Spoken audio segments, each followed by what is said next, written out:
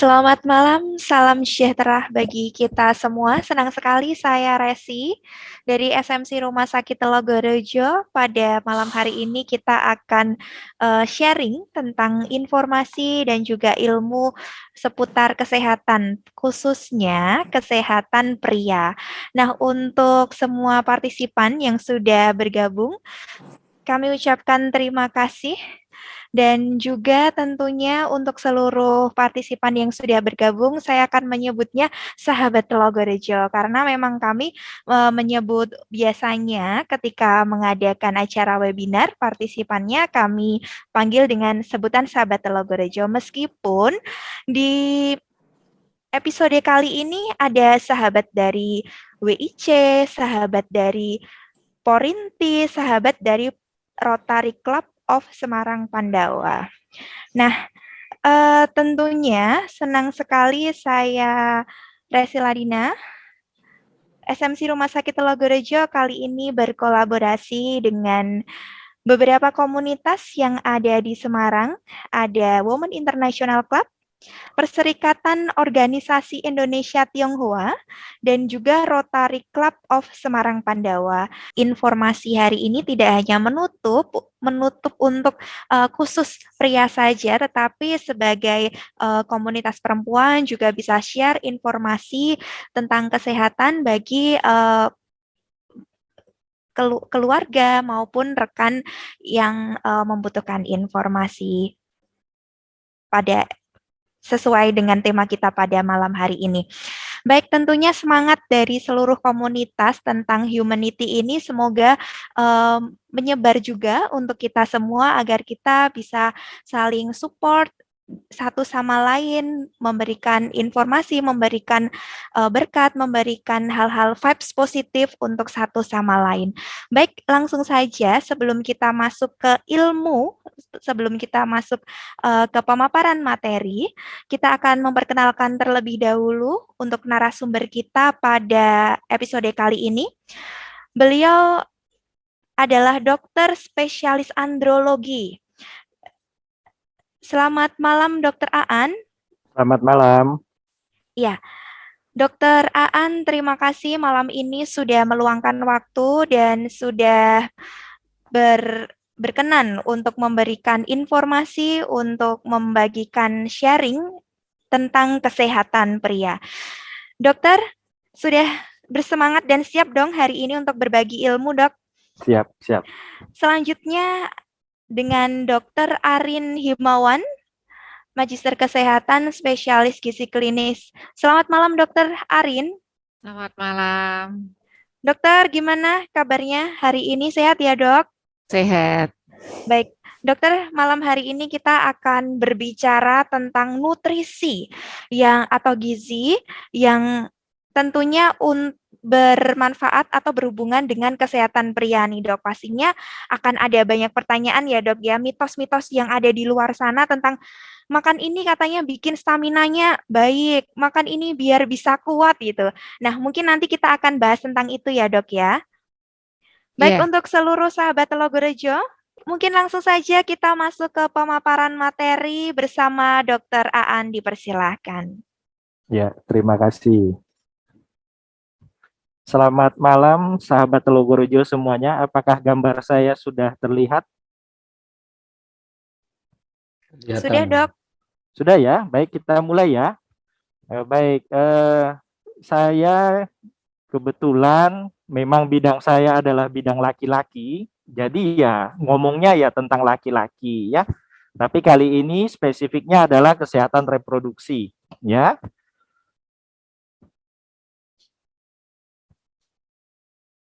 Nah, sekarang kalau kita lihat ada kata reproduksi di situ, ya, ada dua kata sebetulnya, re dan produksi, ya. Produksi artinya menghasilkan, re artinya kembali. Jadi artinya reproduksi adalah menghasilkan kembali. Apa sih yang dihasilkan gitu ya? Yang dihasilkan adalah keturunan, ya, individu yang baru, ya. Lalu bagaimana caranya manusia itu bereproduksi? Apakah dengan membelah diri seperti sel? Ya. Apakah dengan cara bertelur? Ya, tentu tidak, ya. manusia itu tergolong mamalia ya, jadi harus melahirkan ya, mengandung, melahirkan ya. Jadi ada keterlibatan dua pihak di situ, laki-laki dan perempuan ya.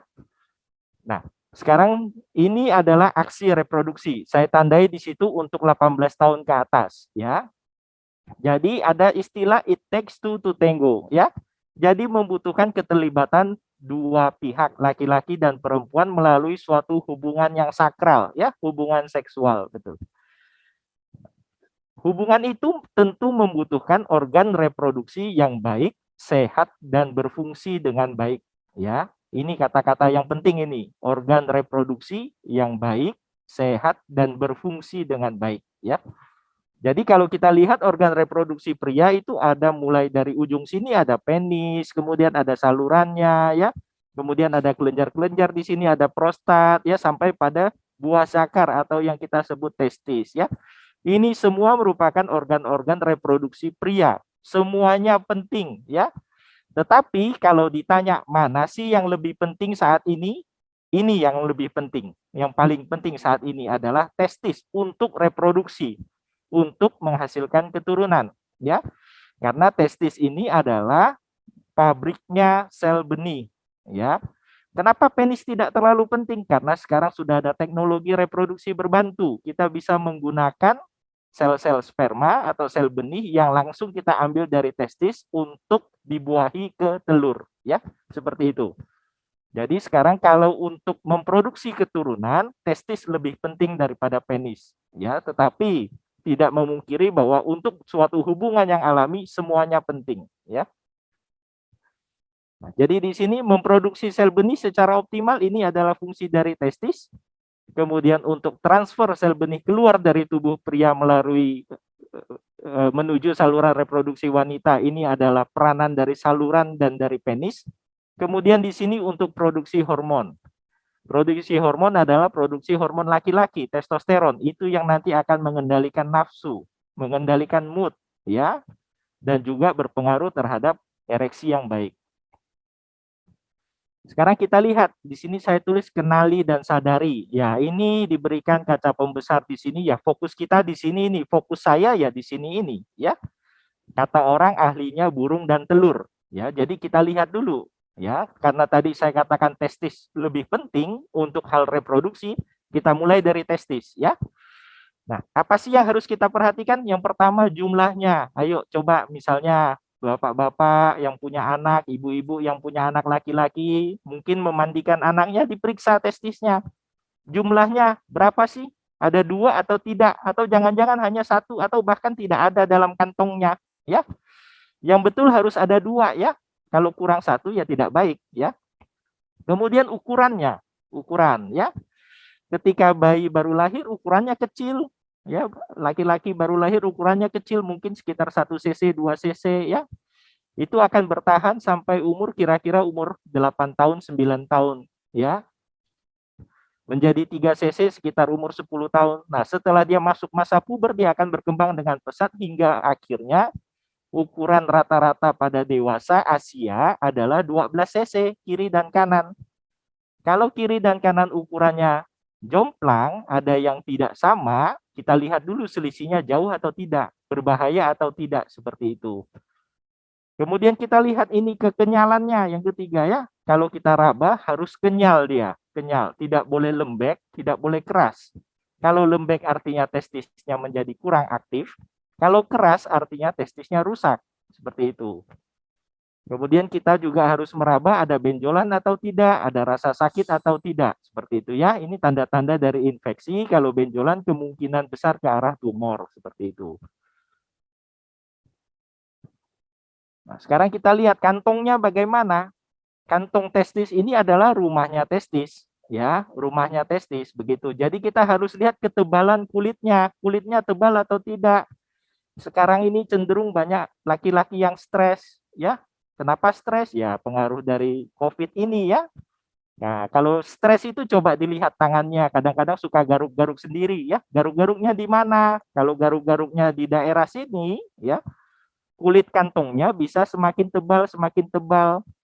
Nah, kulit yang menebal ini membuat istilahnya suhunya menjadi lebih tinggi. Ibaratnya testisnya itu diselimutin.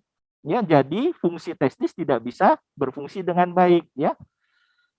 Kemudian kita lihat apakah ada lesi. Lesi artinya kelainan-kelainan pada kulit. Apakah ada melenting-melenting, apakah ada luka, ya. Ini yang kita takutkan kalau tanda-tanda penyakit menular, ya. Kalau melentingnya cuma karena jerawat nggak apa-apa. Ya, tapi kalau melentingnya karena herpes, ya, itu akibat penyakit menular, ya. Kalau ada istilahnya borok, ya, kita takut ke arah sifilis, gitu ya. Kemudian ini ada isi yang lain. Isi yang lain biasanya adalah pembuluh darah yang melebar, yang kita sebut dengan varikokel. Ya, itu nanti juga akan berpengaruh kepada fungsi testis untuk memproduksi hormon dan memproduksi sel benih, ya. Masih pada testis, kita harus lihat perkembangan pada bayi dan anak-anaknya ini. Ya, testisnya bagaimana? Ya, tadi sudah saya katakan jumlahnya bagaimana? Apakah testis yang berkurang jumlahnya itu karena tidak turun, ya, masih nyangkut di selangkangan atau di dalam perut, ya. Ketika remaja, apakah anak-anak ada gondongan atau tidak? Ya, kalau ada gondongan, testisnya bisa terpengaruh. Kita harus evaluasi nanti setelah gondongan testisnya bengkak atau tidak, seperti itu ya. Ketika dewasa, tadi sudah saya sampaikan ukurannya harus 12 cc minimal, ya. Itu ukuran rata-rata untuk orang Asia. Kalau kurang dari 12 cc kemungkinan fungsinya juga akan kurang, ya. Nah, masalah-masalahnya ya tentu ada masalah gangguan perkembangan tadi ya, testis tidak turun, kemudian ukuran testisnya kurang berkembang dengan baik. Apakah ada infeksi misalnya karena gondongan tadi ya, atau misalnya di kantong testis tadi ada pengaruh herpes ya, atau pernah terbentur testisnya, terbentur hingga bengkak ya, atau ada tumor. Nah, kemudian yang kedua kita masuk kepada penis ya. Penis ini harus kita lihat nanti ukurannya. Biasanya pada anak-anak ya ketika saat perkembangan itu penis pasti akan bertambah besar ukurannya. Ini dipengaruhi oleh hormon. Kalau misalnya jenengan memiliki anak laki-laki, coba diperhatikan ukuran penisnya. Ya, ukuran penis itu harus bertambah sesuai dengan bertambahnya usia. Ya, tidak ada ukuran yang pasti. Tetapi kalau untuk reproduksi secara alami, dia membutuhkan ukuran dewasa pada saat keadaan ereksi minimal 7 cm. Ya, minimal 7 cm dalam keadaan ereksi. Bersyukurlah Anda kalau memiliki lebih dari 7 cm, ya, seperti itu. Tetapi kalau untuk masalah seksual bagaimana? Tentu 7 cm kurang, ya. Kurang, tapi untuk reproduksi 7 cm cukup, gitu, ya. Kemudian kita harus lihat juga dia lurus atau tidak. Kalau dia bengkok, tentu nanti dia mengalami kesulitan untuk penetrasi, ya. Tujuannya untuk transfer sel benih ke dalam saluran reproduksi perempuan tidak nyampe karena dia bengkok. Ini bengkok ya, bukan miring ya. Kalau miring nggak masalah. Yang penting penisnya masih lurus walaupun dia miring. Tapi kalau bengkok seperti berbentuk tanda tanya, nah itu kurang bagus ya.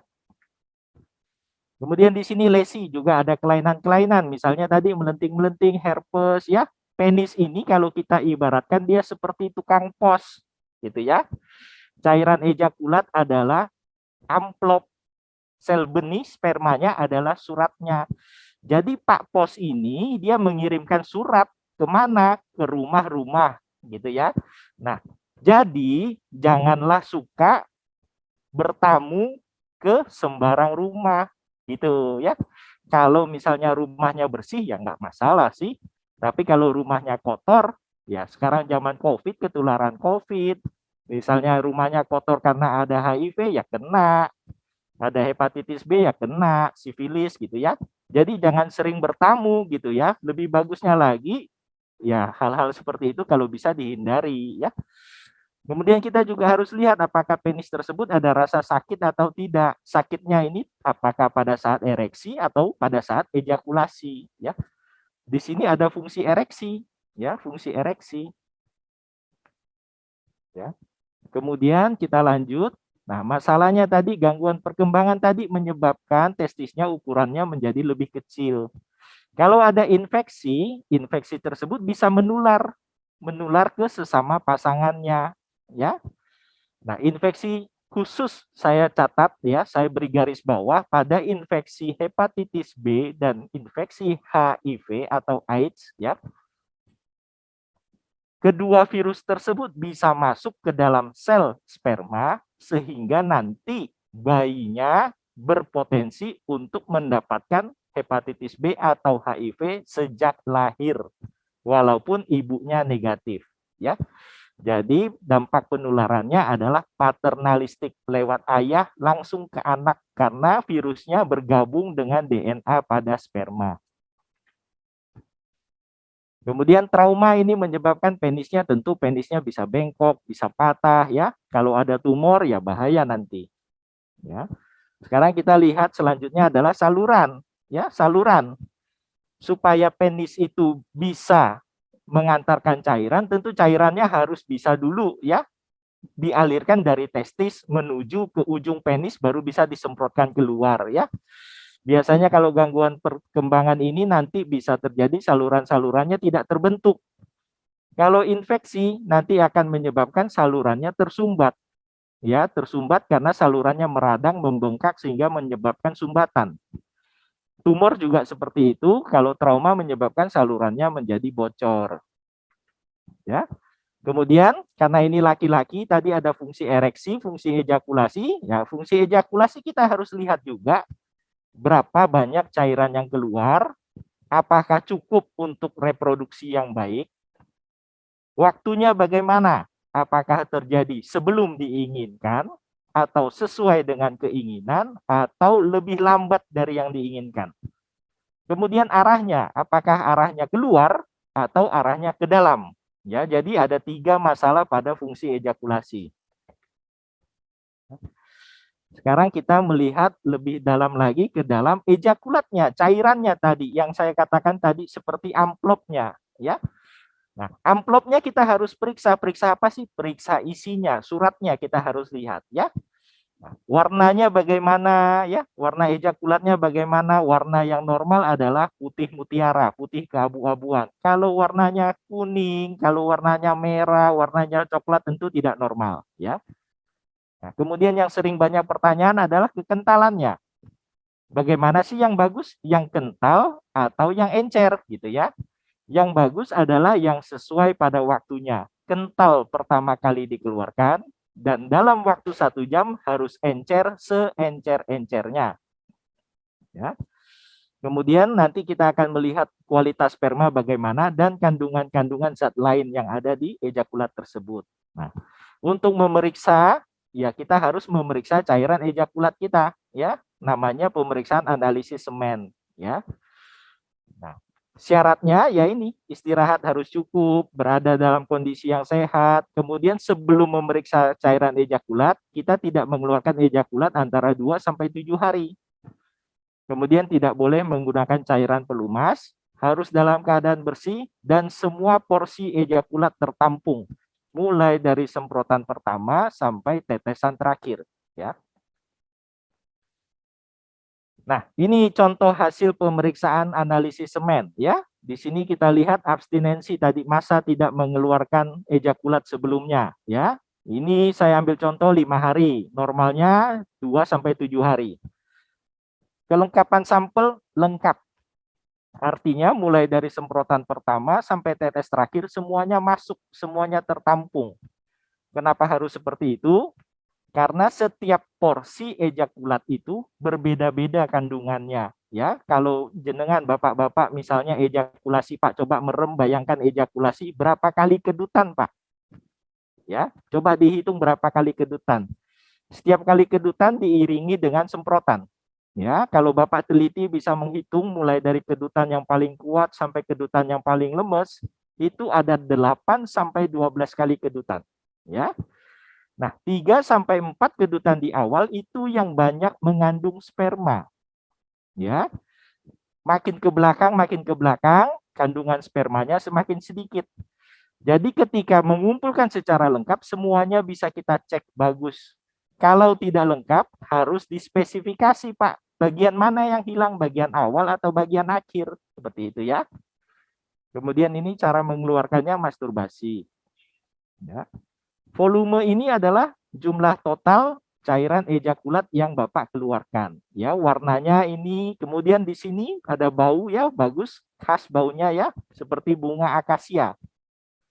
Kemudian di sini ada kata-kata likuifaksi, Pak. Likuifaksi adalah kemampuan ejakulat untuk mencair.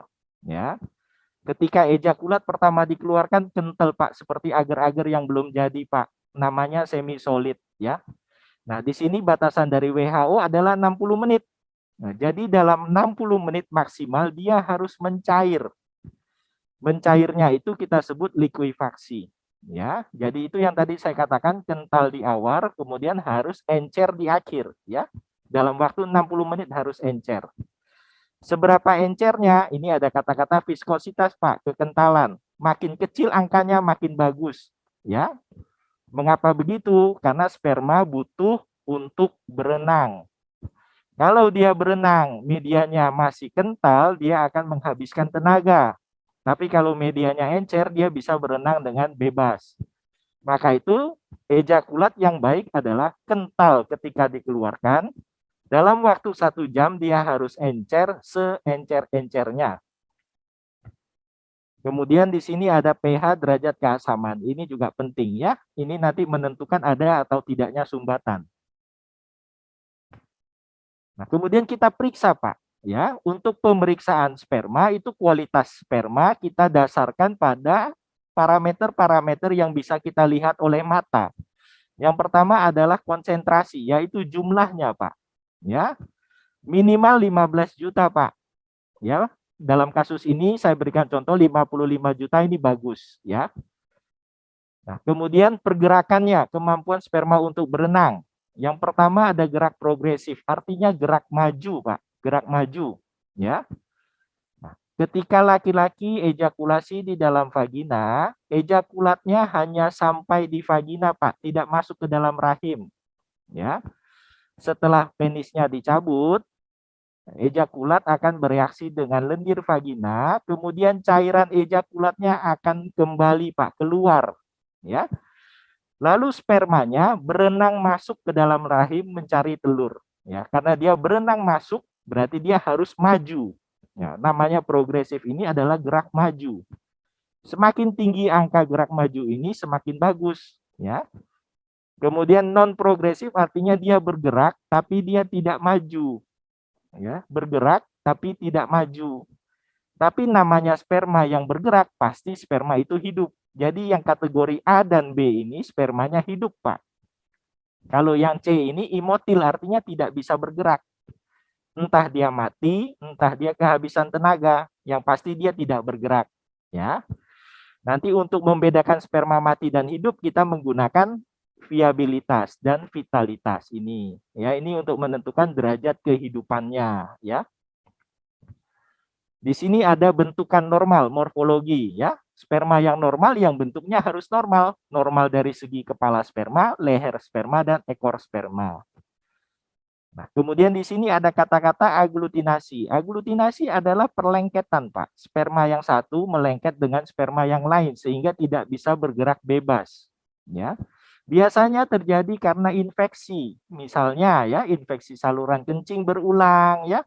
Kemudian pernah terjadi infeksi gonore misalnya ya, atau bisa terjadi sifilis ya, atau terjadi radang pada prostat. Ini bisa terjadi aglutinasinya menjadi positif.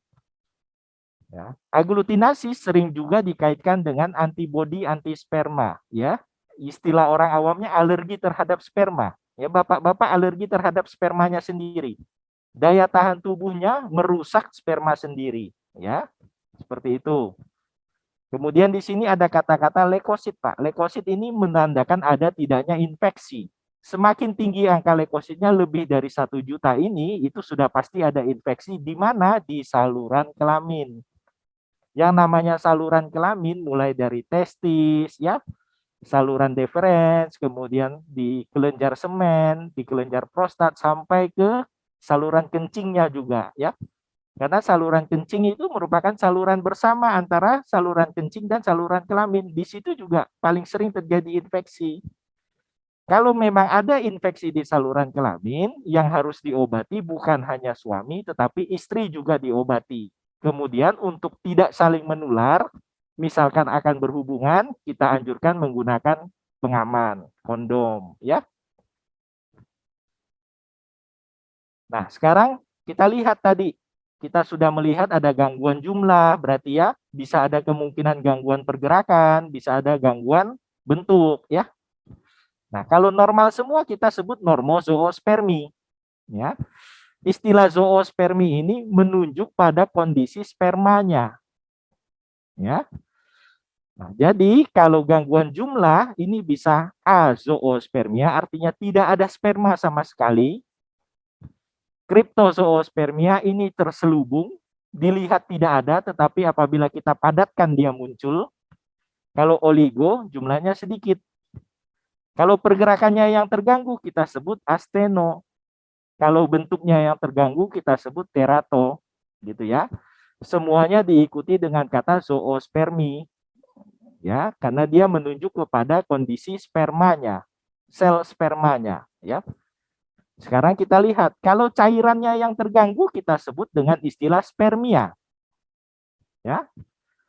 Nah, normospermia harus warnanya tadi putih keabu-abuan, putih mutiara, jumlahnya harus minimal 1,5. Ini normal, ya. Kalau tidak normal bagaimana? Kita lihat. Ada yang tidak bisa ejakulasi sama sekali, namanya aspermia. Kalau jumlahnya kurang dari 1,5 kita sebut hipospermia. Kalau dia warnanya merah, ada darah merah di situ kita sebut hematospermia. Kalau ada darah putih di situ kita sebut leukospermia. Seperti itu. Leukospermi harus diobati. Pengobatan minimalnya 2 minggu. Tetapi tergantung organ yang terinfeksi tadi. Bisa 4 minggu, bisa 6 sampai 8 minggu, tergantung jenis kumannya apa, ya. Kalau perdarahan, datangnya dari mana? Biasanya dari luka. Luka pada saluran kencing atau pada radang prostat, seperti itu, ya. Kalau hipospermia biasanya karena produksi yang pertama, ya, produksi hormonnya tidak mencukupi supaya kelenjar-kelenjar dapat berfungsi dengan baik, atau karena ada sumbatan pada saluran kelaminnya. Kalau aspermia ini bisa terjadi kalau yang pertama tidak mencapai orgasme, ya, tidak mencapai orgasme, atau ada gangguan-gangguan lain, ya, yang menyebabkan aliran ejakulatnya itu tidak ke depan, tetapi malah masuk kembali ke kantung kencing, seperti itu, ya. Nah, di sini reproduksi kita bedakan dengan fungsi seksual. Kalau fungsi seksual kita bicara dulu dari mata turun ke hati, ya. Ada ketertarikan dulu, baru nanti muncul rangsang seksual menyebabkan ereksi, gitu. Kalau ingin bicara lebih lanjut tentang seksual, nanti Pak dipesan aja Pak sama rumah sakit, kita akan bicara lagi tentang seksualitas pada pria, gitu ya. Nah, sekarang kita harus menyadari pentingnya menjaga organ reproduksi kita, ya. Perkembangannya harus kita lihat, ya. Mulai dari anak-anak Pak, anak kita harus kita lihat perkembangan penisnya, perkembangan testisnya, ya. Kemudian kita juga harus menjaga kebersihan, menjaga supaya jangan sampai terkena penyakit menular. Ya, jangan bertamu kemana-mana Pak, ya, bahaya itu, ya. Ada penyakit menular di situ. Nah, ini ingat, penyesalan selalu datang terlambat Pak, ya. Jadi ini ada contohnya. Kalau kita telat bangun, salah jadwal, kita menyesal 1 hari. Kalau penyesalan 1 bulan itu contohnya salah potong rambut, ya. Nah, menyesal 1 tahun karena kita tidak naik kelas, ya. Tetapi kalau kita salah langkah, salah nikah, salah pergaulan, salah bertamu, ya, ini penyesalannya seumur hidup, ya Pak, ya. Demikian Pak, terima kasih. Monggo Mbak, saya kembalikan. Terima kasih Dokter Aan. Sudah banyak ilmu yang kita dapatkan, meskipun masih hanya tentang kesehatan pria saja, kita belum menyentuh tentang nutrisi atau yang berhubungan dengan gizi. Nah, langsung kita akan masuk ke pemaparan materi tentang pengaruh gizi terhadap kesehatan pria. Silakan Dokter Arin. Ya, terima kasih untuk sahabat Telogorjo. Mungkin kali ini saya akan ngobrol, berbincang-bincang tentang pengaruh gizi terhadap kesehatan pria. Apakah gizi itu ada korelasinya dengan kesehatan pria? Nah, ini tadi yang diceritakan Dr. Aan ya, mengenai reproduksi dari laki-laki, di mana sebenarnya kesemuanya ini itu bekerja bersama. Istilahnya seperti pabrik, sebuah pabrik untuk menghasilkan keturunan. Saya akan lebih membicarakan tentang nutrisi. Dengan kita memiliki nutrisi yang baik, maka ini adalah sebuah berkat ya untuk mendapatkan badan yang sehat, pikiran yang sehat. Tapi bagaimana kita itu bisa mendapatkan nutrisi yang sehat? Nah, kita harus bisa makan yang baik untuk menjaga keseimbangan diet kita. Kemudian bagaimana nutrisi ini bisa mempengaruhi dari reproduksi dari sistem laki-laki. Nah, kita perlu nih yang disebut dengan gizi yang baik supaya kita mendapatkan tubuh yang baik. Apa yang penting kita perhatikan? Buah, serat itu harus dikonsumsi.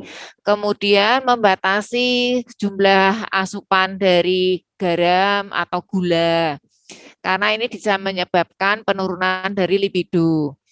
Kemudian kita harus membatasi makanan yang diolah. Karena makanan yang diolah itu banyak sekali mengandung natrium, garam, dan juga gula. Sehingga akan mengganggu reproduksi pria.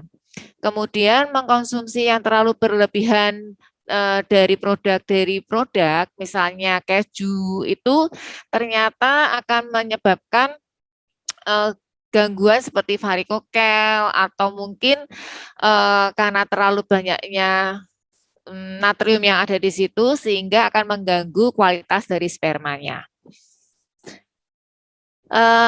Ini mungkin bisa dibaca ya, bahwa yang dari sisi ini adalah mengkonsumsi makanan yang tidak baik, makanan yang negatif yang berdampak kepada infertilitas.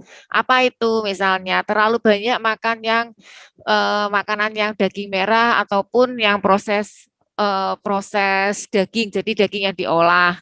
Kemudian terlalu banyak mengkonsumsi snack, kemudian minum minuman soft drink, kemudian terlalu sedikit mengkonsumsi serat, vitamin, mineral, kemudian jarang sekali atau bahkan tidak suka makan ikan, kurang mengkonsumsi serat dan sayur, kemudian terlalu banyak mengkonsumsi makanan yang berlemak, trans fat itu minyak jelantah sebetulnya. Kemudian terlalu banyak mengkonsumsi omega 6, kemudian terlalu mengkonsumsi makanan yang densitasnya kalorinya sangat tinggi, kemudian sangat jarang sekali mengkonsumsi biji-bijian atau kacang-kacangan. Nah, kemudian dari yang tidak baik ini apa yang harus kita perhatikan? Nah, yang di kolom di sini itu adalah yang harus kita perhatikan. Kita harus banyak makan ikan, kemudian bisa dengan seafood. Mungkin ya kita agak takut-takut dengan seafood ya, karena mungkin merkurinya tinggi. Karena di dalam seafood ini ataupun di dalam ikan banyak mengandung omega 3. Kita banyak membutuhkan omega 3 di dalam tubuh kita. Kemudian kita harus mengkonsumsi yang tinggi antioksidan. Apa itu misalnya buah-buahan dan sayur-sayuran. Kemudian kita juga mengkonsumsi kacang-kacangan, biji-bijian. Kemudian mengkonsumsi whole grain, bukan yang tepung terigu ya. Jadi yang whole grain yang benar-benar seratnya masih tinggi karena kita membutuhkan serat, membutuhkan zinc dan magnesium di dalamnya. Kemudian kita sangat membatasi makanan dari daging merah atau makanan yang dari produk. Kemudian kita banyak mengkonsumsi minyak canola ataupun olive oil. Kita perhatikan di sini. Yang turun ini adalah antioksidan, yang naik adalah oksidan. Nah, keduanya ini merupakan salah satu faktor yang menyebabkan oxidative stress. Apa sih oxidative stress itu? Ini adalah radikal bebas yang ada di dalam tubuh kita. Bila tubuh kita terlalu banyak terjadinya oksidatif stres, maka akan terjadi kerusakan sperma di dalamnya dan akan merusak membran dari lipid. Apa yang terjadi? Maka kualitas spermanya itu akan turun, motilitasnya akan turun, kemudian terjadi spermatogenesis, kemudian volume testisnya mungkin jadi ukurannya tidak sesuai. Nah, semuanya ini diakibatkan dari oksidatif stres. Kemudian dari semuanya ini akan menyebabkan peningkatan dari miskram, jadi yang gampang keguguran atau pertumbuhan janin yang tidak normal. Kita lihat di sini dari oksidatif stres apa sih yang berpengaruh? Jarang olahraga, kemudian terlalu berlebihan minum kopi, mengkonsumsi makanan yang sangat tinggi lemak, kemudian stres, banyak makan makanan yang olahan, daging yang frozen food, kemudian sangat sedikit sekali mengkonsumsi sayuran dan buah-buahan, serta mengkonsumsi di sini adalah yang dalam suhu yang tinggi. Oksidatif stres ini akan mengganggu sperma, akan terjadi kerusakan sperma. Kerusakan sperma ini juga akan mempengaruhi dari jumlahnya, gerakannya, bentuknya, sehingga akan menyebabkan seorang laki-laki itu menjadi infertil. Nah, laki-laki yang infertil itu dipengaruhi apa tadi? Nah, ini sekali lagi saya jelaskan. Ini karena terlalu banyak mengkonsumsi makanan yang diolah, daging yang diolah. Kemudian terlalu rendah mengkonsumsi PUFA. PUFA itu adalah seperti canola, kemudian olive oil, ini sangat jarang dikonsumsi. Kemudian terlalu tinggi asupan makanan yang kalorinya sangat tinggi, kemudian terlalu sedikit mengkonsumsi antioksidan, terlalu banyak mengkonsumsi saturated fat ini minyak jelantah, terlalu sedikit mengkonsumsi buah dan sayuran. Nah, di sini apa sih yang berpengaruh pada kerusakan sperma? Ternyata yang berpengaruh kerusakan sperma itu ternyata gaya hidup ini juga berpengaruh. Misalnya sering minum alkohol, kemudian polusi udara, merokok, kemudian ada gangguan dalam kesehatan, adanya gangguan varikokel atau adanya cedera atau penyakit diabetes, kemudian mengkonsumsi obat-obatan tertentu atau faktor usia. Nah, kemudian dari olahraga, lifestyle, obat-obatan, dan injury ini, cedera ya, injury itu akan menyebabkan gangguan dari seksualitinya dan infertilitasnya.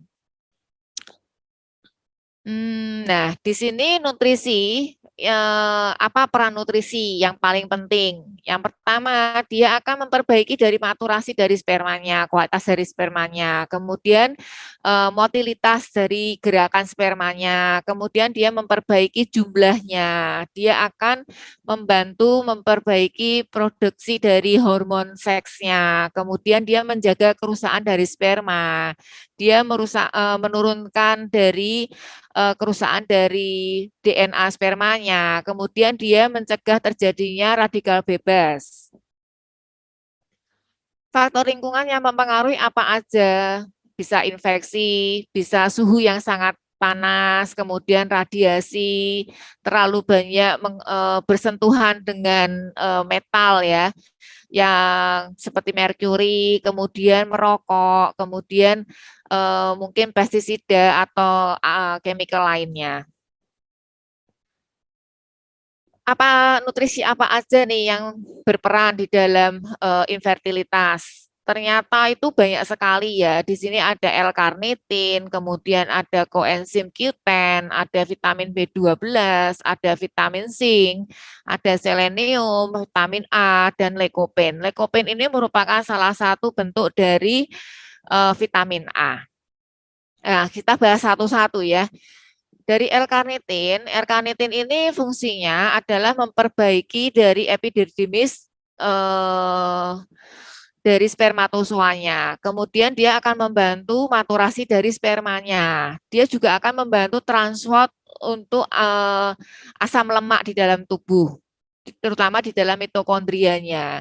Bila L-karnitin di dalam tubuh ini rendah, maka kualitas dari sperma ini motilitasnya akan menurun. Nah, kemudian koenzim Q10. Koenzim Q10 itu dia paling banyak ada di dalam mitokondria. Kemudian dia itu bertanggung jawab untuk membantu menghasilkan energi untuk pergerakan atau energi lain untuk perkembangan dari sel sperma ini. Bila terjadi motilitas yang rendah atau gambaran dari morfologi sel sperma yang tidak baik atau yang di luar kenormalan, maka kita bisa menduga bahwa seseorang itu kadar Q10 di dalam tubuhnya itu sangat rendah. Ini adalah dosis harian yang direkomendasikan untuk mengkonsumsi Q10 itu sekitar 3 sampai 6 mg per hari. Nah, ternyata di dalam sebuah penelitian itu pemberian vitamin yang rutin, suplemen yang rutin yang isinya Q10 akan memperbaiki untuk prognosis sekitar 36%, kemudian memperbaiki jumlah dari sperma sekitar 70%, fungsi dari konsentrasi sperma itu sekitar 60%, motilitasnya sekitar 54%. Jadi pemberian Q10 itu memberikan hasil yang baik terhadap kualitas dari sperma.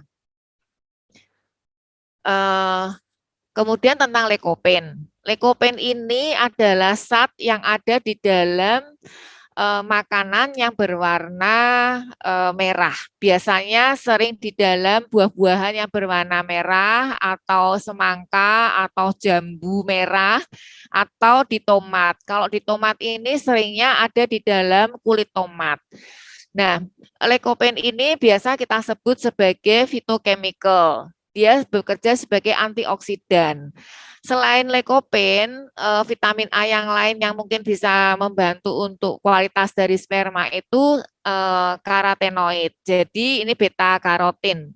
Beta karotin itu biasanya ada di makanan yang berwarnanya kuning atau orange atau mungkin ada yang berwarna merah. Itu banyak mengandung karotin, misalnya seperti pepaya, kemudian wortel, seperti itu. Nah, dosis berapa sih leukopen ini biasanya yang untuk suplemen sekitar 5 sampai 10 mg per hari.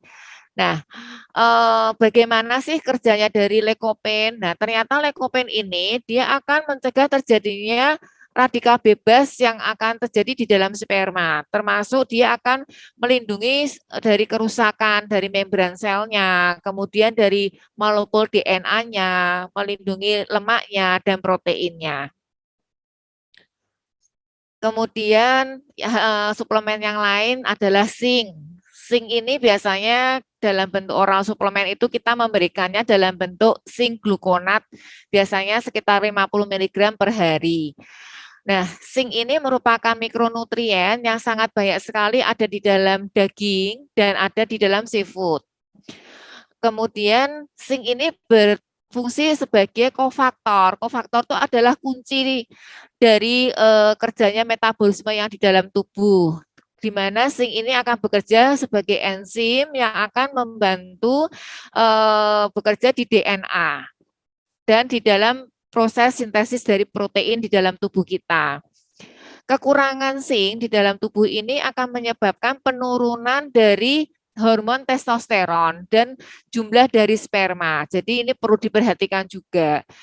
Secara umum, jika seseorang itu seorang laki-laki yang fertil, kemungkinan bisa terjadi kekurangan zinc di dalam tubuhnya, sehingga menyebabkan jumlah dari sperma itu menjadi kurang.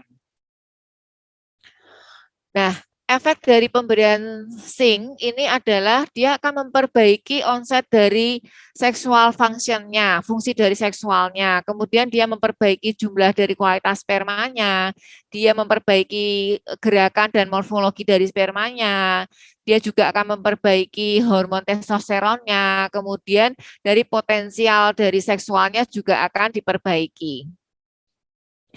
Bagaimana dengan folik acid? Nah, folik acid ini biasanya sering diberikan pada yang perempuan ya, yang wanita. Ternyata ini juga mempunyai peran yang penting juga di dalam DNA sperma ya. Rekomendasinya sekitar 400 mg, tetapi beberapa jurnal masih ini kontroversial. Mungkin beberapa dokter androlog jarang menggunakan folik acid karena masih kontroversial. Kemudian untuk vitamin B12 ini juga penting. Jika kekurangan vitamin B12, maka akan terjadi penurunan jumlah dan gerakan dari spermanya. Nah, pemberian vitamin B12 ini efektifnya hanya 20% untuk meningkatkan dari infertil dari seorang sperma ya. Vitamin E ini juga akan memperbaiki kualitas dari sperma, tetapi penelitian yang ada di manusia itu masih sangat jarang. Jadi rekomendasinya juga biasanya kalau saya sebagai dokter gizi, saya akan memberikannya melalui makanan saja. Kemudian dari selenium ini juga penting, ini merupakan mineral, dia sebagai antioksidan yang akan bergabung dengan glutathione yang akan meningkatkan dari enzim dari fosfolipid hidroperiksoda glutathione di dalam tubuh, di mana seseorang yang kekurangan selenium ini, maka dia akan terjadi gangguan motilitinya. Dan jika kita mengkonsumsi selenium yang terlalu berlebihan, maka akan terjadi toksik di dalam tubuh, sehingga biasanya kita akan memberikan dosis selenium ini sangat kecil sekali. Nah, bagaimana kita memperbaiki dari kualitas jumlah spermanya? Yang pertama itu adalah exercise. Exercise yang diharapkan itu dari yang ringan aja, yang moderate. Kemudian dengan meningkatkan asupan antioksidan. Asupan antioksidan ini fokus pada vitamin E dan vitamin C. Kemudian kita mengkonsumsi dari multivitamin. Multivitaminnya itu zinc, vitamin D untuk memperbaiki dari reproduksi sistemnya. Kemudian ini yang penting juga, harus merubah pola hidup. Jadi menurunkan asupan alkohol, minum kopi, merokok, ya itu untuk tujuannya untuk memperbaiki dari fertility-nya. Nah, di sini kita lebih baik memberikan makanan itu sebagai obat ya, dan obat itu dari makanan kita, itu dari Hippocrates. Nah, terima kasih, demikian presentasi dari saya kembalikan ke Mbak Resi. Terima kasih Dokter Arin atas pemaparannya tentang nutrisi atau gizi yang berpengaruh dengan kesehatan pria. Dokter Aan dan Dokter Arin, sudah ada beberapa pertanyaan yang masuk di kolom komentar dan akan langsung kita bacakan. Atas nama Ibu Titik Suryanti, pertanyaannya, selamat malam dokter, izin bertanya. Yang pertama, apakah benar menyimpan ponsel dalam saku celana bisa mempengaruhi kualitas sperma? Yang kedua, jika pria mempunyai buah zakar cuma satu, gimana solusinya dok? Apakah akan mempengaruhi untuk mendapatkan keturunan? Mungkin bisa langsung dijawab oleh dokter Aan. Ya. Menyimpan ponsel di saku celana dan buah zakar hanya satu. Silakan dok. Baik. Suara saya terdengar ya? Terdengar dok. Ya, baik. Selamat malam Ibu Titik Suryanti. Ya, jadi untuk pertanyaan pertama, apakah benar menyimpan ponsel dalam saku celana bisa mempengaruhi kualitas sperma? Bisa, Bu. Sudah ada penelitian yang menyatakan bahwa gelombang elektromagnetik itu berdampak pada kerusakan DNA sperma. Tetapi yang perlu ditekankan lagi adalah saku mana, Bu? Kalau saku belakang nggak apa-apa, Bu. Kalau saku depan, ya, karena dia dekat dengan testis, ya. Tetapi yang perlu dipertimbangkan lagi adalah berapa lama ponsel itu, ya, disimpan dalam celana, ya. Kalau hanya sesaat-sesaat saja ya nggak apa-apa. Tetapi kalau dalam jangka panjang, saya lebih menganjurkan kalau yang bapak-bapak menyimpan ponselnya di saku baju saja. Demikian Bu, ya. Walaupun penelitiannya hanya beberapa yang menyatakan seperti itu, tetapi lebih baiknya kita berhati-hati, ya, seperti itu. Kemudian yang kedua, jika pria mempunyai buah zakar hanya satu, bagaimana solusinya? Ya, sekarang gini, kita harus tahu dulu buah zakar yang satu itu ada di mana, gitu ya. Kalau ada di dalam perut atau masih nyangkut di selangkangan, itu harus segera diambil tindakan, Bu. Karena buah zakar yang berada pada tempat yang tidak semestinya itu dapat berubah menjadi suatu keganasan. Ya, itu harus ditindak dengan segera, ya. Nah, kemudian buah zakar yang sehat, yang sisa satu itu kita harus lihat juga kekenyalannya bagaimana, ukurannya bagaimana, ya. Tadi dikatakan bahwa pabriknya yang lengkap minimal 15 juta baru bisa kita katakan kualitas spermanya normal. Kalau hanya satu berarti kan kapasitas produksinya menjadi lebih sedikit. Tergantung lagi ukurannya. Ya, kalau sudah jumlahnya kurang satu, ukurannya lebih kecil, kekenyalannya terganggu, tentu produksi spermanya juga tidak akan bagus. Ya, nah selain daripada itu kita harus lihat nanti apakah mendapatkan terapi.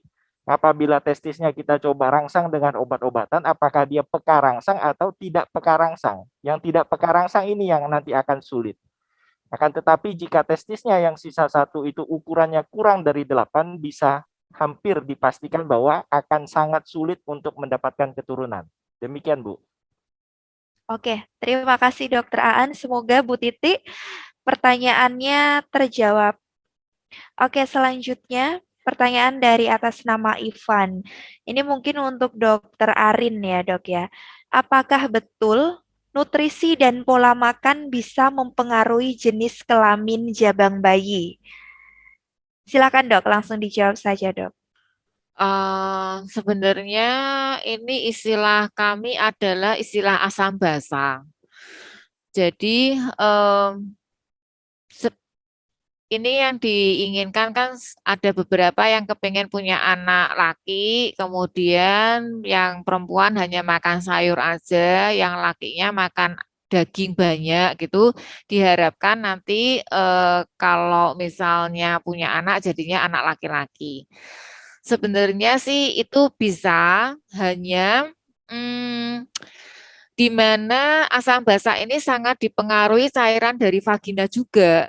Jadi kalau misalnya cairan dari vaginanya itu asam atau basanya kita memang tidak paham, meskipun yang dari lakinya itu yang dibantu untuk kualitas makannya asam basa, hasilnya tidak maksimal sih sebenarnya. Tapi ya itu salah satu yang menjadi pertimbangan bisa. Cuman ya untuk mencocokkan seperti itu tidak mudah ya. Berarti kan makanannya ada makanan yang pilihan-pilihan dan kadang ada beberapa yang tidak disukai. Nah, itu yang sulitnya seperti itu.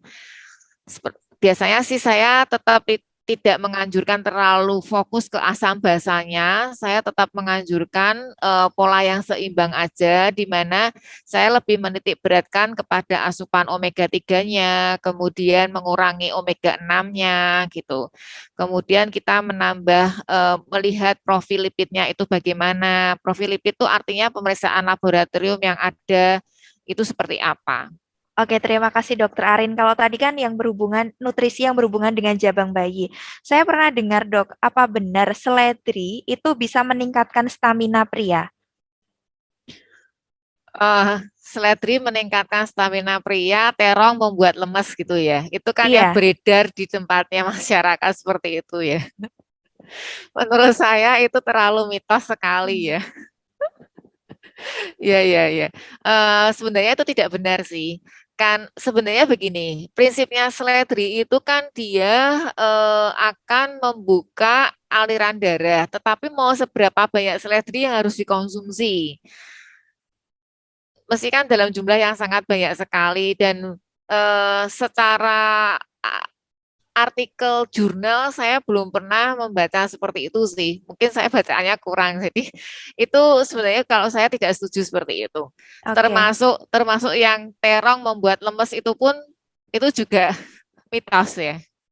Oke, mitos ya dok ya. Oke, Mitos. terima kasih Dokter Arin. Nah, selanjutnya pertanyaan untuk Dokter Aan nih dok. Apakah betul sering bersepeda mempengaruhi kualitas kesuburan pria? Satu. Yang kedua, masalah pria biasanya adalah tentang prostat. Apakah ada cara terhindar dari prostat? Silakan dokter. Ya, ini pernah kita bahas ya di webinar tentang sepeda ya, Mbak ya. Iya dok. Jadi gini, kalau kita bersepeda, secara prinsip olahraganya bagus karena itu aerobik, meningkatkan kandungan oksigen dalam tubuh, memperlancar darah, bagus. Tetapi yang perlu kita perhatikan adalah posisi ketika kita duduk di sadel sepeda tersebut. Kalau kita menggunakan sadel yang sempit, ya, itu posisi buah zakar akan tertekan. Ya, kita harus ingat tadi saya sampaikan bahwa kalau buah zakar itu tertekan, aliran darah ke buah zakar itu tidak lancar. Itu yang menyebabkan nanti buah zakarnya seolah-olah mogok kerja karena tidak mendapat pasokan makanan. Ya. Kemudian dengan terhimpitnya itu juga akan meningkatkan suhu. Tadi juga sudah saya katakan, kalau suhu naik, maka pertumbuhan sperma juga tidak akan bagus. Ya, seperti itu. Kemudian, supaya terhindar dari prostat. Prostat itu sudah takdirnya laki-laki. Karena cuma laki-laki yang punya prostat. Ya, perempuan nggak punya. Cuman masalahnya bagaimana kita bisa mengendalikan prostat itu supaya tidak membesar dengan cepat, kemudian supaya prostat itu tidak menjadi ganas. Itu yang harus kita perhatikan. Ya tentu dengan pola hidup yang sehat, makanan yang sehat, seperti itu. Ya tetapi sekali lagi prostat mau tidak mau harus dihadapi laki-laki karena itu memang takdirnya laki-laki, seperti itu. Ya, Oke, demikian. terima kasih Dokter Aan. Kalau dari Dokter Arin sendiri ada tambahan nggak dok seputar prostat ini dok? Apakah ada preventifnya dengan gizi khusus atau ada pantangan untuk pria tidak makan atau mengkonsumsi sesuatu agar tidak timbul adanya prostat ini dok? Ya, kalau dari segi gizi untuk mencegah terjadinya pembesaran prostat mungkin mulai dari dini ya untuk membatasi asupan yang berlemak. Artinya memang fat banget gitu loh. Jadi kalau misalnya makan daging ya mesti harus selalu yang ada lemaknya atau terlalu banyak mengkonsumsi yang trans fat itu yang akan memacu munculnya atau perkembangan prostat itu menjadi lebih cepat. Istilahnya kita harus membatasi dari lemak. Jadi selain dari lemak juga asupan dari trans fat. Trans fat itu biasanya dari minyak jelantah. Dan untuk mencegah itu mungkin kita bisa memperbanyak dari nutrisi yang dari leukopen. Karena dari beberapa penelitian itu menjelaskan dengan pemberian asupan leukopen, artinya leukopen itu bisa diberikan melalui suplemen maupun kita membuat jus tomat sendiri atau tomatnya harus direbus dulu sebentar ya supaya leukopennya itu keluar. Itu bisa membantu sedikit mencegah atau memperlambat proses dari hiperplasi dari prostatnya itu. Oke, terima kasih Dokter Arin. Jadi minyak jelantah tadi dan lemak ya. Nah, itu harus dikurangi. Selanjutnya untuk Dokter Aan nih, Dok. Ada 2 pertanyaan. Apakah kualitas sperma juga dipengaruhi besar kecilnya Mr. P? Nah, ini mitos atau fakta gitu kan, Dok. Ada lagi nih, Dok. Untuk menghasilkan sperma yang sehat, apakah butuh frekuensi beberapa minggu? Enggak, Dok. Tiba-tiba pertanyaannya menghilang. Sebentar ya, Dok. Jadi mungkin bisa dijawab dulu tadi, Dok. Apakah besar atau kecilnya Mr. P ini mempengaruhi sperma, Ya, kualitas sperma? baik. Saya mohon izin saya share gambar dulu ya. Silakan, Dok. Nah, sekarang kita lihat ini. Sudah muncul ya gambarnya ya. Ini adalah alat reproduksi laki-laki ya. Mr. P itu ada di sini ya. Sedangkan sperma itu dihasilkan di sini ya. Jadi ini kan dua hal yang tidak berhubungan sebetulnya ya. Nah, tetapi kalau dibalik, apakah testis yang baik itu mempengaruhi ukuran Mr. P? Iya, karena testis ini yang menghasilkan hormon. Hormon itu dibutuhkan untuk pertumbuhan panjang dari penis, ya. Tetapi kalau penis sendiri tidak berhubungan langsung dengan kualitas sperma, seperti itu. Nah ini dok, untuk menghasilkan sperma yang sehat, apakah butuh frekuensi beberapa minggu sekali dikeluarkan atau tidak dok? Ya, jadi gini, tadi kita sudah bicara tentang masalah abstinensi, masa supaya sebelum melakukan pemeriksaan sperma harus dikeluarkan berapa lama sebelumnya ya. Jadi testis ini akan memproduksi sperma, tetapi sperma yang diproduksi di sini adalah sperma yang belum matang, belum sempurna. Nah, sperma itu akan dititipkan di sini, di epididymis ini, makan waktu 2 sampai 7 hari untuk penyempurnaan, ya. Tetapi epididymis ini kapasitasnya bisa sampai 14 hari. Ya.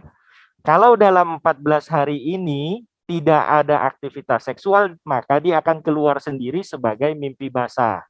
Ya. Sperma ini diproduksi setiap hari. Jadi di dalam epididymis ini bercampur stoknya. Ada yang stok 1 hari, stok 2 hari, stok 3 hari, sampai stok 14 hari tadi. Ya. Nah, tetapi jika dikatakan sperma yang baik bagaimana? Yaitu sperma yang sudah sempurna, artinya sudah diperam di sini antara 2 sampai 7 hari. Kalau ditanya yang ideal berapa? Ya 3 sampai 4 hari. Jadi alangkah baiknya kalau laki-laki yang ingin program kehamilan itu berhubungan kelaminnya setiap 3, 2, atau 4 hari. Seperti itu. Ya, ditunggu spermanya sempurna dulu, minimalnya 2 hari. Ya, jadi setiap selang sehari berhubungan atau setiap selang 2 hari berhubungan. Ya, tetapi jika dipendam terlalu lama, jangan khawatir juga karena ada mekanisme tubuh dalam 14 hari tidak ada aktivitas seksual, dia akan keluar sendiri sebagai mimpi basah. Seperti itu, Mbak. Oke, baik. Terima kasih Dokter Aan. Semoga terjawab pertanyaannya. Pertanyaan selanjutnya, Dok, terkait diabetes nih, Dok. Untuk Dokter Aan, kalau ada diabetes dan Mr. P tidak bisa berdiri, bagaimana pengobatannya dan solusinya bagaimana agar memiliki anak? Diabetes ya, oke. Jadi kalau kita bicara tentang kualitas ereksi ya, diabetes itu artinya kadar gula darah meningkat ya. Seperti kita ketahui ya, kalau kita membuat air gula ya, kita bandingkan dengan air biasa, tentu kita akan lihat perbedaan kepekatan ya. Dengan perbedaan kepekatan itu kita analogikan dengan kepekatan cairan darah kita ya. Tentu yang kadar gulanya lebih tinggi, kepekatannya akan lebih tinggi, sehingga aliran darah akan menjadi lebih lambat. Ya, dengan aliran darah lebih lambat tersebut, ya, pengisian penis, ya, jadi penis itu untuk ereksi membutuhkan aliran darah yang bagus. Kalau aliran darahnya kurang bagus, pengisiannya akan semakin lambat. Jadi responnya untuk ereksi lambat. Biasanya disenggol langsung berdiri, ini kok lama gitu ya. Kemudian kekerasannya tidak maksimal karena pengisiannya tadi tidak sempurna. Ya, karena aliran darahnya melambat. Aliran darah yang melambat ini coba kita bayangkan aliran sungai ya. Kalau sungai itu alirannya kencang dia akan bersih. Tapi kalau sungai alirannya lambat, di pinggir-pinggirnya akan banyak muncul endapan-endapan lumpur. Sama di pembuluh darah juga. Kalau alirannya melambat, maka di dinding-dinding pembuluh darah itu akan muncul endapan-endapan. Akan menyebabkan ruangan di pembuluh darah tersebut akan menjadi lebih sempit lagi, sehingga alirannya akan makin lambat lagi. Nah, dengan alirannya makin lambat itu akan menyebabkan ereksinya terganggu lagi, seperti itu. Lalu, bagaimana caranya orang dengan diabetes ingin mendapatkan keturunan? Ya, kalau sampai tidak bisa ereksi, kita perbaiki dulu. Kalau memang usianya masih muda, masih menginginkan pembuahan alami, kita perbaiki kualitas ereksinya. Kita perbaiki dulu kualitas spermanya bagaimana. Tentu tadi sudah dijelaskan dengan Dokter Ari, kadar gula yang terlalu tinggi juga akan mengganggu pembentukan sperma, ya. Nah, kalau sampai diperbaiki ternyata kerusakannya sudah parah, sudah buru-buru kebelet pengen punya anak, ya bisa kita lakukan pengambilan sperma dengan pengambilan langsung pada kantongnya tadi, epididymis tadi, atau langsung pada testisnya tadi, ya. Atau misalnya tidak mau dengan cara seperti itu, ereksi tidak maksimal, bisa kok ejakulasi. Kita bantu ejakulasinya dengan rangsangan nanti. Ada alatnya khusus, ya. Walaupun tanpa ereksi yang maksimal, bisa ejakulasi. Ejakulatnya ditampung. Nah, nanti kita lakukan proses dengan inseminasi atau dengan bayi tabung, seperti itu. Tetapi saya tentu lebih menganjurkan perbaikan dulu, ya. kadar gula darah diperbaiki, kualitas ereksi diperbaiki, tentu yang alami tentu semuanya akan lebih baik. Seperti itu. Oke, terima kasih Dokter Aan. Baik, selanjutnya ada pertanyaan untuk Dokter Aan dan juga Dokter Arin. Pertanyaannya, apakah benar COVID bisa mempengaruhi kualitas sperma dan kesuburan pria? Untuk Dokter Aan dan untuk Dokter Arin, makanan apa yang wajib dikonsumsi oleh laki-laki pasca COVID dan sedang program hamil agar kualitas spermanya kembali bagus? Mungkin dari Dokter Aan dulu, apakah Ya. COVID mempengaruhi kualitas sperma dan kesuburan pria? Betul, ya. Dari penelitian yang ada sudah menunjukkan bahwa di testis atau di buah sakar tersebut terdapat reseptor yang merupakan pintu masuknya virus, ya. Jadi virus COVID dapat juga sampai ke testis. Nah, di dalam testis dia akan melakukan pengerusakan. Apa yang dirusak? Ya, yang pertama adalah sel-sel penghasil hormon testosteron. Yang kedua dirusak adalah sel benihnya, induknya sel benih yang dirusak, ya. Sehingga pada orang-orang dengan COVID, ya, 3 bulan, 4 bulan pasca COVID kita periksa spermanya terjadi penurunan jumlah yang cukup drastis. Tetapi ini bersesuaian juga dengan gejala yang muncul pada saat infeksi COVID. Kalau hanya tanpa gejala, biasanya virusnya tidak sampai ke testis, ya. Tetapi pada yang gejala berat, biasanya seluruh tubuhnya kena, ya, termasuk testisnya. Nah, hormonnya terganggu, produksi hormon terganggu, nanti dia nafsu seksualnya terganggu, kualitas ereksinya terganggu, mudah capek, mudah pikun gitu ya, cepat lupa ya. Kemudian hormon itu merupakan bahan baku untuk pembuatan sperma. Jadi spermanya sudahlah sel benihnya rusak, induknya, kemudian bahan bakunya tidak ada, jadi produksinya sangat terganggu. Ditambah lagi stresnya. Orang kena COVID kan stres ya, dikurung di rumah 14 hari belum tentu sembuh. Diperiksa lagi masih positif lagi, stres lagi, stres lagi. Nah, kalau stres, hormon prolaktinnya naik. Prolaktin yang naik akan menekan produksi testosteron sehingga hormonnya kurang lagi. Orang dengan COVID selama karantina susah ereksi. Banyak kejadiannya seperti itu karena dia stres, ya. Dipikir mau dicolok hidungnya, entah positif, entah negatif, kita nggak tahu, stres terus ya. Jadi burungnya nggak bisa berdiri gitu. Jadi efek COVID pada reproduksi pria dan seksualitas pria di situ. Fakta ya dok ya? Fakta. Oke, baik untuk Dokter Arin, makanan apa yang wajib dikonsumsi oleh laki-laki nih dok, pasca COVID dan sedang program hamil agar kualitas spermanya kembali bagus? Dari segi nutrisi mungkin perlu diberikan multivitamin aja, mungkin bisa dengan pemberian Q10, bisa pemberian bersamaan dengan L-karnitin, kemudian mungkin bisa dibantu dengan omega 3, karena bagaimanapun juga itu dalam proses pemulihan pasca COVID, inflamasi yang ada di dalam tubuh itu kan masih tinggi. Mungkin dari nutrisi bisa dibantu dengan pemberian omega 3 untuk menekan inflamasi yang terjadi. Bisa dengan suplemen ataupun mengkonsumsi sebanyak makanan yang mengandung omega 3 seperti di ikan, kemudian bisa biji-bijian, chia seed, kemudian olive oil, canola, itu bisa dikonsumsi. Terima kasih Dokter Arin. Selanjutnya dua pertanyaan terakhir. Ini untuk Dokter Arin dan Dokter Aan. Pertanyaan dari Pak Ongki, apakah vitamin D ada batas dosisnya? Bagaimana tahu batasan dosisnya? Mungkin dari Dokter Aan terlebih dulu terkait vitamin D. Ya, vitamin D lagi ngetren ya. Sejak zaman COVID katanya bisa meningkatkan imunitas terhadap COVID ya.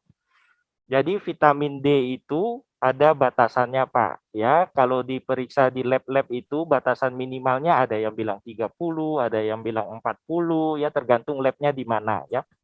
Nah, kalau kurang dari itu memang kurang baik ya. Tahunya bagaimana cukup atau tidak ya diperiksa darahnya Pak. Kita periksa kandungan vitamin D-nya. Caranya ngitung ancer-ancernya bagaimana? Ya kalau Bapak minum vitamin D yang 5.000 unit ya, satu hari satu kali, itu dalam 1 bulan itu kemungkinan akan naik sekitar 7 poin, Pak. kemungkinan ya, prediksinya ya. Tergantung juga dari bahan makanan yang Bapak makan, apakah ada banyak yang mengandung vitamin D atau tidak, Bapak rajin berjemur atau tidak, itu juga mempengaruhi. Tapi ancer-ancernya 5.000 unit sekali sehari itu bisa naik 7 poin. Ya.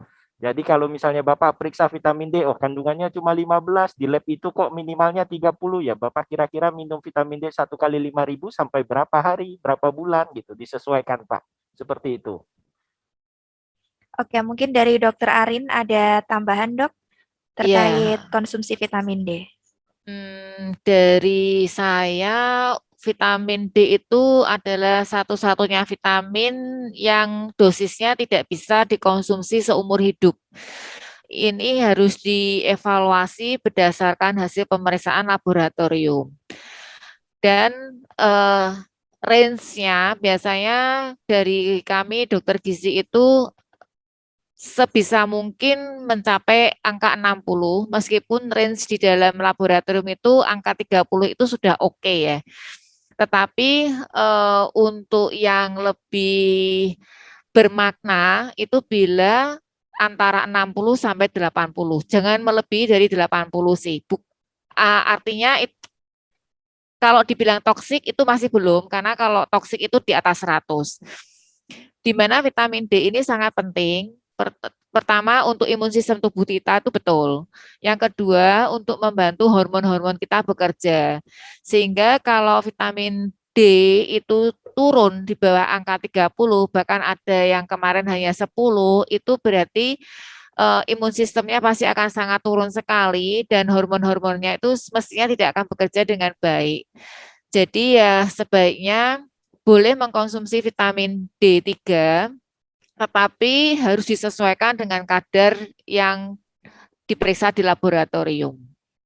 Untuk lamanya itu sangat relatif karena saat ini pun kan sudah ada pemeriksaan untuk DNA vitamin D. DNA vitamin D itu artinya kita itu dalam kromosom DNA kita, dalam diri kita itu apakah memang bakat bawaan kita dari lahir itu memang kekurangan vitamin D atau tidak. Jika memang bakat kita kekurangan vitamin D, maka evaluasi untuk vitamin D itu harus secara berkala seperti itu. Dan setelah mencapai angka misalnya sudah mencapai angka 60 itu tidak bisa buru-buru langsung diturunkan menjadi dosis yang hanya 1.000 itu tidak bisa. Kita harus mencari dosis yang sesuai dengan tubuh kita. Jadi tiap individu pastinya akan berbeda. Seperti itu. Ada Oke. tambahan Baik, lagi. silakan Dokter Ya, Aan. untuk Bapak-bapak, saya bisik-bisik Pak ya, untuk yang ejakulasinya cepat Pak, ejakulasi dini. Nah, vitamin D bisa membantu memperlama Pak, itu penelitian terbaru Pak. Ya, monggo Pak diminum vitamin D-nya.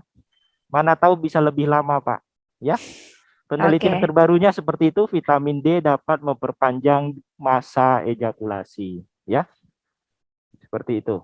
Oke, itu rahasia ya, Dok ya. Iya, Karena makanya harus saya bisik-bisik. bisik-bisik. Iya. Oke, terakhir Dokter Aan, karena ini sepele tapi mungkin banyak yang menanyakan tentang ini. Sering kencing dengan posisi berdiri, katanya memicu mempercepat prostat. Mitos atau fakta, Dok? Lah, laki-laki ya kencingnya berdiri. Gimana sih? Kalau nggak boleh kencing berdiri, gimana kalau laki-laki ya? Itu Mitos mitos ya, ya. Dok ya. Oke. Tadi yang sudah disampaikan tadi ya, prostat itu membesar itu sudah takdirnya laki-laki. Yang bisa kita lakukan adalah jangan sampai dia membesar dengan cepat. Makanan-makanan yang dikonsumsi tadi sudah disampaikan oleh Dokter Arin ya. Jadi tidak ada hubungan sama posisi kencing ya. Kalau kita tidak boleh berdiri waktu kencing gimana? Masa baring, masa jongkok ya lucu ya. Enggak juga. Oke, semoga terjawab kegalauannya. Baik, selanjutnya mungkin closing statement atau take home message untuk sahabat Telogorejo tentang webinar kita pada hari ini, pengaruh gizi dan kesehatan pria. Mungkin dari Dokter Arin terlebih dahulu, silakan Dokter. Dari saya mulailah hidup sehat, kemudian olahraga, membatasi makanan yang frozen food, daging olahan, junk food, membatasi natrium, gula, membatasi kalau bisa menghindari merokok, minum beralkohol, dan yang penting harus ada exercise. Demikian. Harus ada exercise, itu penting ya dok ya. Oke, Ya. selanjutnya take home message nih dok dari Dokter Andrian untuk sahabat Telogorejo yang sudah berpartisipasi. Ya, dari saya yang pertama pentingnya untuk menyadari dan mengenali ya alat reproduksi kita ya Pak ya. Mungkin ibu-ibu terhadap pasangannya, orang tua terhadap anaknya ya. Kemudian kita juga harus mawas diri ya supaya tidak salah pergaulan ya. Jangan sering-sering berkunjung ya, jangan sering bertamu kemana-mana ya. Kalau bisa jangan deh bertamu-tamu itu ya. Kemudian ingat yang terakhir tadi, penyesalan selalu datang terlambat. Jadi langkah-langkah kita hendaknya kita atur mulai dari sekarang. Seperti itu. Oke, terima kasih Dokter Aan. Tidak usah bertamu kemana-mana ya dok ya. Iya, betul. Bisa bertamu saja di Sharing with Expert bersama SMC Rumah Sakit Telogorejo. Oke, Dokter Aan dan Dokter Arin, terima kasih sudah berbagi ilmu kesehatan yang pastinya bermanfaat untuk kita semua. Jangan lupa untuk follow Instagram kita di @rs.telogorejo dan subscribe channel YouTube kita di SMCRS Telogorejo untuk mendapatkan informasi seputar SMC Rumah Sakit Telogorejo. Sekali lagi untuk Dokter Andirian dan Dokter Arin, terima kasih. Semoga next kita bisa kembali lagi berbagi informasi, berbagi ilmu kesehatan, dan juga untuk seluruh komunitas dan juga anggota komunitas yang sudah bergabung, terima kasih. Semoga kedepannya kita bisa berkolaborasi kembali. Saya Resi Ladina, mohon maaf apabila ada salah-salah kata. Saya pamit undur diri, jangan lupa untuk tetap prokes. Selamat malam.